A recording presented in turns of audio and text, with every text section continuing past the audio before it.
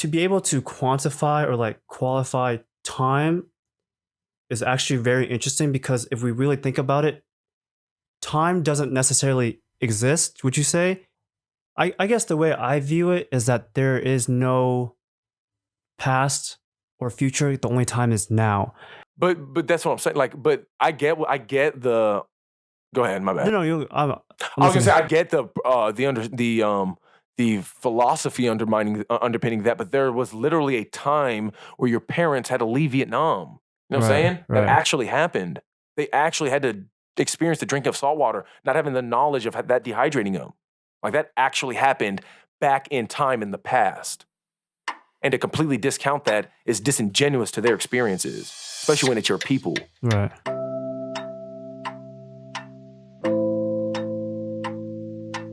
Like being able to have the philosophy. That's why like the religion thing is so important to me, whether it's Buddhism, Christianity, certain subsects of Christianity, whether Catholicism, Protestantism, Eastern Orthodox, or what have you, whether it's Islam, whether it's Hinduism through Vishnu, it doesn't matter. Like having a structure in place to be able to give you the necessary wisdom and philosophies to substantiate those actions.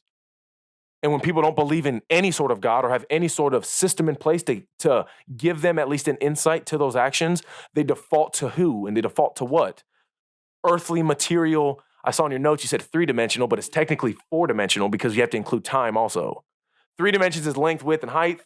4 dimensions is also incorporating the movement of that length, width, and height within time. So technically 4 dimensions. I was in calculus, high-level calculus in college, and we had to actually look at time as a dimensional vector function, as a line, and no different than length, width, or height. Can you quantify time like that though? Yeah, so think of it like this. When I do animations, or like when I was a kid and I used to do like stick figure animations, or when you watch animated movies and stuff, there will literally be frames for each movement. So you have like this dude in one frame like this, then you move his arm, then you move his elbow, then you move his arm down, and then when you press play, it'll like make this movement because of each frame moving in succession over time. So technically within the space-time continuum, this is what Einstein proved with general relativity and without getting too nerdy with it.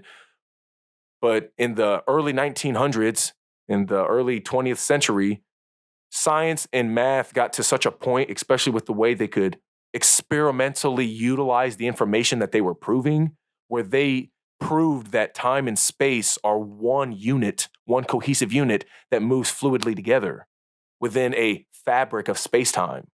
And what it is you have the space, 3 dimensions, length, width, and height that give the dimensionality of things. And then you have the movement of those 3 dimensions within space or within time or on a line of time. So you have us right now, me saying this now, and me saying this. And when I go play it back on the computer, it'll be a timeline, a literal line, a timeline that has our 3-dimensional movements encapsulated within it. And we can document that with like video cameras and like with video editing and stuff, but that's how life operates fundamentally, except for we can't press pause, stop, play, or really rewind physically within this tangible, actual 4th-dimensional experience.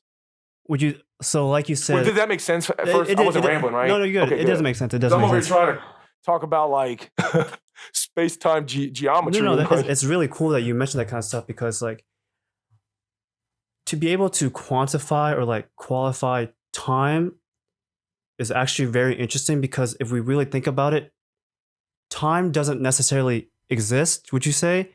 But it's a way for us to have structure, just like you talked about having religion as structure. Yeah. So, but does religion exist then? If we're going to use that analogy and correlation, does religion exist? The structure of it exists. The spiritual underpinnings of it exist, right? Right. The effects of it on the human psyche exist, right? Right. That's the same thing with time. The effects of time on the sun's nucleus as it's decaying radioactively, or as humans endure the resonance of senescence, that's time affecting us with its real actual effect and application. But you're right, is it like a physical thing that's tangibly real?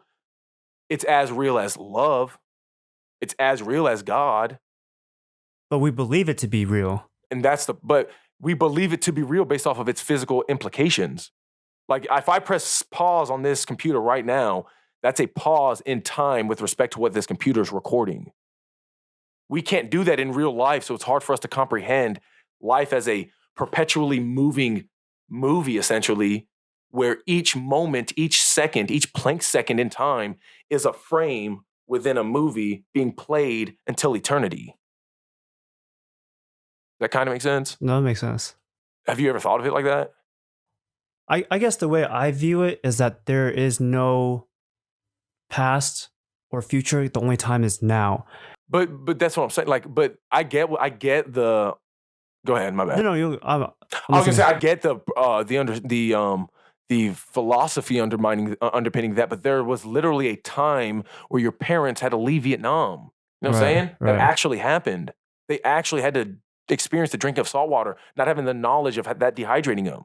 Like that actually happened back in time in the past. And to completely discount that is disingenuous to their experiences, especially when it's your people. Right. And I take that so heavy on people who know their history because I don't come from a place where I know my history. And I think people take that for granted, especially on what that can do for them from a self-help standpoint.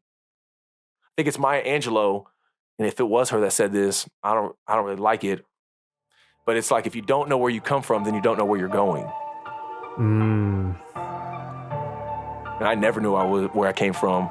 When I first heard that quote, I was like, damn, do I even know where I'm going then?